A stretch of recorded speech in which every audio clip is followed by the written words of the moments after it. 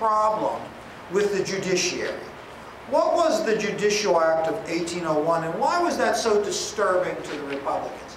The Judicial Act of 1801. And we're getting closer. We're almost done. The Judicial Act of 1801. Go ahead, dear Natalie. It expanded the federal judiciary. So the Judicial Act of 1801 expanded the federal judiciary, and it was passed in 1801 before the new Congress that was elected in 1800 came into office. Remember, Jefferson is elected in 1800, and with him a Republican House and a Republican Senate. But before they took their seats, the old Congress passed the Judicial Act of 1801, which expanded the federal judiciary, and then they very quickly, the President Adams very quickly appointed people to be federal officials at every level, including judges. These people were filled, confirmed, and put onto the bench for lifetime appointments. Incidentally, all of those judges and all of those federal appointees that were placed on the bench or given positions under the Judicial Act of 1801 were collectively known as the Midnight Judges. The Midnight Judges. The suggestion, Vivian, being in the darkness of night. Mr. Whelan, yes. Nice haircut. Thank you. I just got it trimmed down tight. I'll talk to you. Yeah. I did this for the television audience at home, and I figured I would get it cut down tight very quickly. But that they had been appointed at the last minute, and then they had been confirmed in the darkness of night, in midnight before the new government took it. Who was the most famous of those midnight judges? I mean, the most famous of those midnight judges. Go ahead, Daniel. Marshall, John Marshall, who was the Chief Justice of the Supreme Court from February of 1801 until he died in 1835.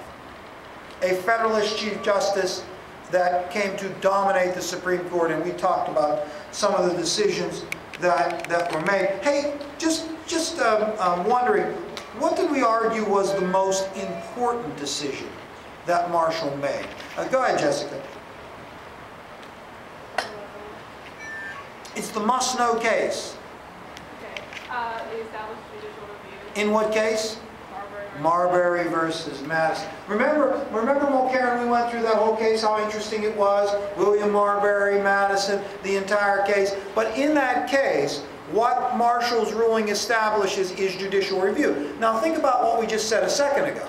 We said a second ago the Virginia and Kentucky resolution suggested that the states would be the final arbiter of constitutionality. They would decide what was or was not constitutional. What Marshall establishes in the Marbury versus Madison decision is, oh, no. It is the Supreme Court that determines constitutionality. And so this is a significant precedent that really expands the power of the Supreme Court, something that Jefferson did not want to do. Now, we said that Jefferson battles with the Supreme Court, throughout his tenure, but the case of Marbury versus Madison is not a successful element of that battle, for Jefferson at least. Now, we also said that probably the most important diplomatic endeavor that occurs in the Jefferson administration is the Louisiana Purchase, which I don't know how much credit you want to give Jefferson for the Louisiana Purchase. Circumstances, I mean, maybe to some extent your textbook makes this argument that more responsible for the Louisiana Purchase than Jefferson was Adams, who made peace with France, and Toussaint Louverture, who prevented the French from taking Louisiana in the first place. And that ultimately Napoleon decided to dump Louisiana, and when he did, America was there kind of to take it. But regardless, the size of the United States doubles. And so Jefferson's first term, his first administration, is a fairly successful one. I mean, he does what he says he wants to do. He reduces the power, the influence of the national government. It doubles the size of the country. He encourages westward expansion. We even talked about him dispatching Lewis and Clark, who explored the Mississippi River Valley all the way to the Pacific. Right? During his second term, however, he will struggle. Why? What's the big problem in Jefferson's second term, do you recall? Does anyone besides myself and Nicole Morrow recall? Go ahead, tell them, Nicole. You know, the old second term of the Jefferson administration.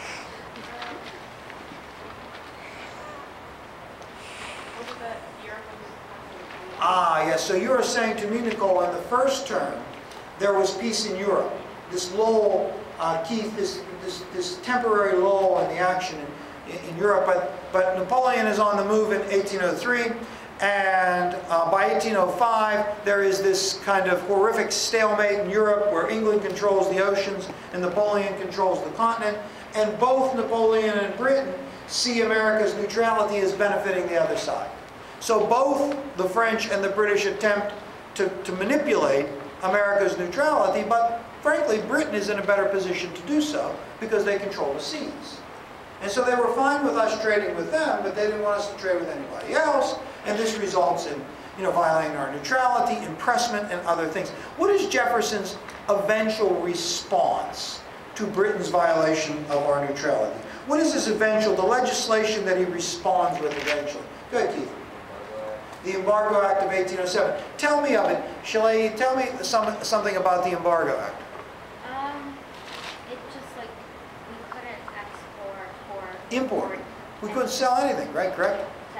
To anyone, and it hoped that Britain and France would respect our neutrality. That doesn't work out very well, right? Remember, it has devastating economic consequences for port cities. It does all sorts of things that the Republicans don't want, it to do, and it results in, eventually, the Federalist Party being reinvigorated as a result of the Embargo Act of 1807. Now, it is eventually repealed, and Jefferson eventually leaves office.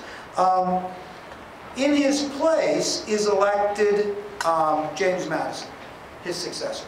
But Madison, like Jefferson, is going to struggle with neutrality. And Madison is also going to have to struggle with a new Congress that has included in it a lot of kind of militant Republicans, largely from the western frontier, who pushed Madison for war. What were they collectively known as, Taylor? Those new Republicans that were led by Henry Clay and John C. Calhoun that wanted to fight Britain to establish sort of our independence. What were they called? It's like a bird and a war. Go ahead. War hawks. They were called the war hawks. And eventually, they do prevail on Madison to ask for war against Britain, which we call the War of 1812. Now, was there universal support in the United States, Ellen Parker, for war against Britain? Was there universal support? Oh, what section of the country was particularly in opposition of fighting the British? Go ahead, Moken. The New Englanders were treasonously opposed to war with Britain. The West and the South were more likely to support it. But remember, we said that even the vote for war was pretty close. I mean, 19 to 13 in the Senate for war represented a significant division. And oh boy, Joy, we learned a lot about the War of 1812, did we not? We talked all about, how ill-prepared and divided the United States stumbles into war. The Republicans are unwilling to tax. I mean, and how little success that eventually the United States has.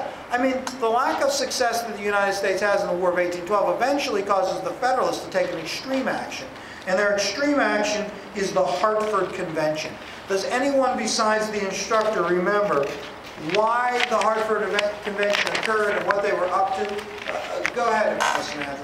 The Hartford Convention was basically the Federalists wanting to secede from the Union. Oh, so you are saying to me, Samantha, that New Englanders were so upset with the War of 1812 and the embargoes and their destiny to be a minority section of the country that they even threatened to secede from the Union. But they don't actually threaten to secede. What do they take to Washington? They take a list of what?